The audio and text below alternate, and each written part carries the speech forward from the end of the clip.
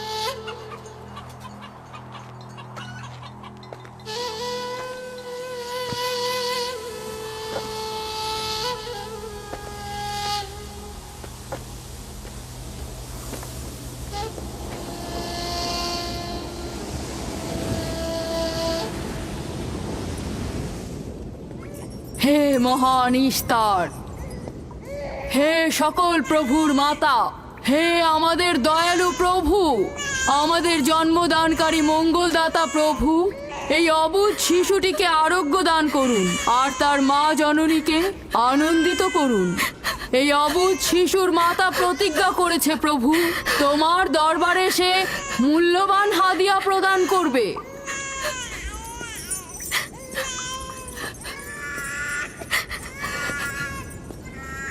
আমি মহান ইস্তারের কাছে প্রার্থনা করেছি যেন তিনি তোমার সন্তানকে জীবিত রাখেন। তুমি এখন তোমার সন্তানকে নিয়ে যেতে পারো। তুমি তোমার সন্তানকে ঠিক সেভাবে মানুষ করবে যেন সে বড় হয়ে নিজেকে ইস্তারের সেবায় বিলিয়ে দিতে পারে। আপনিও মহান ইস্তারের কাছে আমি অনেক কৃতজ্ঞ। মহান ইস্তারের ওপর রহমত বর্ষিত হোক। আপনার ওই ইস্তারের মেহেরবানিতে আমার মৃত সন্তান জীবিত অবস্থায় ফিরে এসেছে। ইস্তার মহান, তার ওপর রহমত বর্ষিত হোক। ইস্তার মহান, তার ওপর রহমত বর্ষিত হোক। মহান ইস্তার, তার ওপর রহমত বর্ষিত হোক।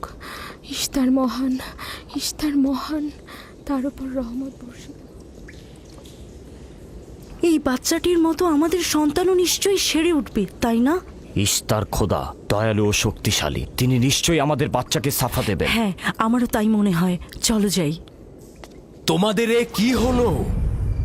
তোমরা তো নিজেরাই ফেরেশতার সেজদা পেয়েছো, আর এখন কিনা নিজেরাই নিজেদের সেজদা করছো। এই পৃথিবীর সৃষ্টির সকল কিছুই ইনসানকে তাসলিম করে, আর তোমরা কিনা প্রাণহীন নির্জীব পাথরকে তাসলিম করছো। এই শোনো, খবরদার বলছি, তুমি এসব বেহুদা কথাবার্তা বলে আমাদের খোদাকে অপমানিত করবে না। আমি এই কথাগুলো নিজে থেকে বলছি না, আমি খোদা কর্তৃক প্রেরিত কথাগুলো এই কিতাব থেকে বলছি। এটি হচ্ছে আসমানি সহি কিতাব, যা আমার দাদা ইব্রাহিম নবীর উপর নাজিল হয়েছিল। আমি তার দিনের অনুসারী এবং এই কিতাবের প্রচলন ও দাওয়াত প্রদানকারী। নিজে থেকে কিছু বলছি না।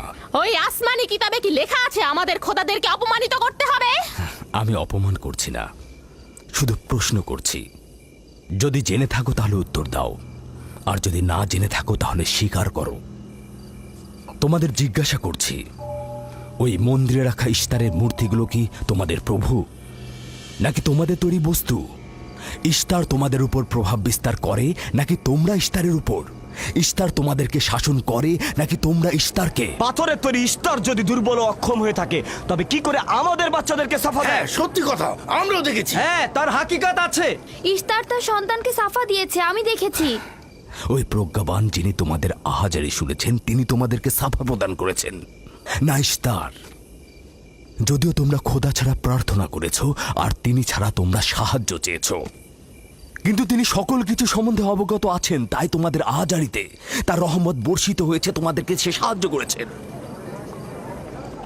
সাধারণ দৃষ্টিতে তোমরা ইস্তারকে দেখেছ, অন্তর্দৃষ্টিতে দেখনি, তাই মূল সাফা প্রদানকারীকে চিনতে পারোনি। ইয়াকুবের কথার মূল অর্থটা আমি এখন বুঝতে পারছি। সে চাইছে যে আমরা আমাদের খোদাদেরকে বাদ দিয়ে তার খোদার ইবাদত করি। আমরা আমাদের খোদার অনেক কল্যাণকর কাজ দেখেছি, তোমার খোদার কি দেখছি? আমি তোমাদেরকে সকলের চাইতে ঊর্ধ্বে অবস্থিত খোদার দিকে আহ্বান করছি। তিনি সৃষ্টির সকল কিছুর চাইতে ঊর্ধ্বে। তাই নাকি? কি করে বুঝবো তোমার খোদা অন্যান্য সকল খোদার চাইতে ঊর্ধ্বে?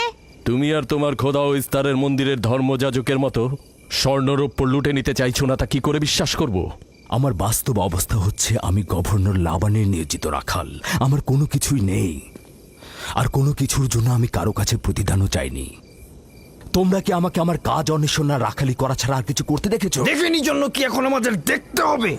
তুমি হয়তো সুযোগের অভাবে ভালো আছো, নয়তো তুমিও কোনো অংশে কম যেতে না। তোমরা সবাই একই রকম।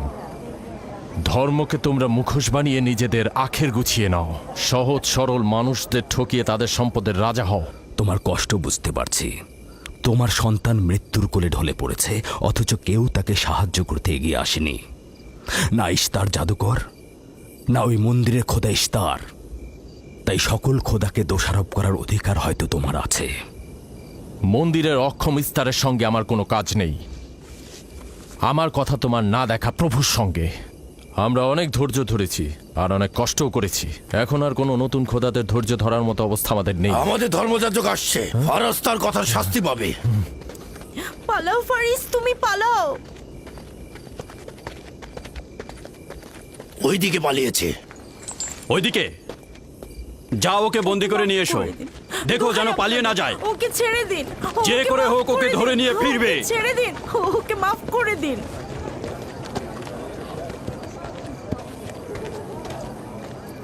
যদি শুধুমাত্র গভর্নরের জামাতা না হতে, তাহলে আমি জানি তোমাকে কিভাবে শায়েস্তা করতে হয়। মন্দিরের কোনো প্রতিনিধির সাথে আমার কোনো কাজ নেই। তোমরা সবাই চলে যাও। ইয়াকুবের কুফরি কথায় তোমরা কেউ কান দেবে না, আর কেউ বিশ্বাস করবে না। তোমরা কি কেউ দেখছো না? হ্যাঁ, এই ইয়াকুব তার কুফরি কথাবার্তার কারণে ফাদ্দানে দুর্ভিক্ষ নিয়ে আসছে। আমাদের ধর্মযাজক ঠিক কথাটাই বলেছেন।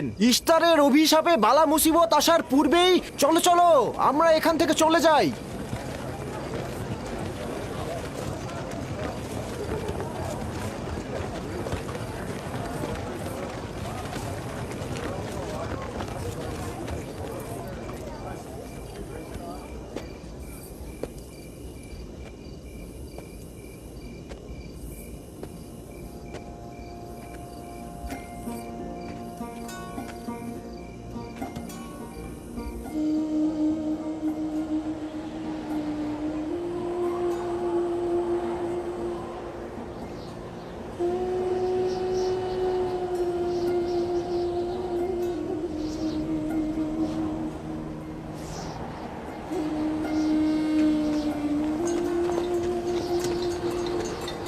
যদি খুব শীঘ্রই বৃষ্টিপাত না হয়, তাহলে ফাদ্দানবাসীর সকল ফসল নষ্ট হয়ে যাবে।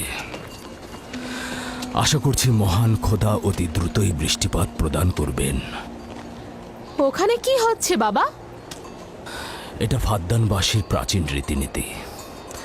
এখানে ইস্তার নিয়ে কেউ কটু কথা বললে তাকে আগুনে নিক্ষেপ করে হত্যা করা হয়। বিচার করা হয় না সে সত্য বলেছে কিনা। ছেড়ে দাও, ছেড়ে দাও আমাকে বলছি। ছেড়ে দাও, আমাকে ছাড়ো বলছি। হে মহান ছেড়ে দাও। ধর্মগুরু, ওকে মাফ করে দাও, আমাদের উপর রহম করো। আমাকে ছাড়ো, ছাড়ো। আমার কি দোষ? আমি তো কিছু করি নাই। আমি কি বলেছি তোমাদের? আমাকে আমাকে এভাবে বেঁধে নিয়ে যাচ্ছ? আমাকে ছাড়ো। শোনো, তুমি এখানে ভেড়ার পালগুলো দেখে রাখো, আমি একটু আসছি। ছাড়ো, ছাড়ো, ছাড়ো আমাকে। এই, ছেড়ে দাও, ছেড়ে দাও, ছেড়ে দাও। এই, তোমরা তোমরা নির্মমতা করছো। তোমরা আমার উপর নির্মমতা করছো। আমাদের রহম করো। ছেড়ে দাও, ছেড়ে দাও। এই, আমার কি দোষ? আমার কি দোষ? আমাকে ছাড়ো, ছেড়ে দাও। এই, তোমরা আমার উপর অবিচার করছো। ওই যে দেখো, ইয়াকুব কি রাখাল, করছো? গভর্নর লাবানের জামাতা। এটা ঠিক করছো না। আমাদের উপর দয়া করুন, আমাদের উপর রহম করুন। কাফের শাস্তি একটাই। ফাদ্দানবাসী, তোমরা যে এগিয়ে রাখো, তোমরা অবশ্যই শাস্তি পাওয়া উচিত। একদম ঠিক না, আমার উপর অবিচার হচ্ছে। আমি কিন্তু আমাকে এভাবে অমানবিক ভাবে পোড়ানো হচ্ছে। এটা তোমরা সহ্য করো না, তোমরা জেগে ওঠো।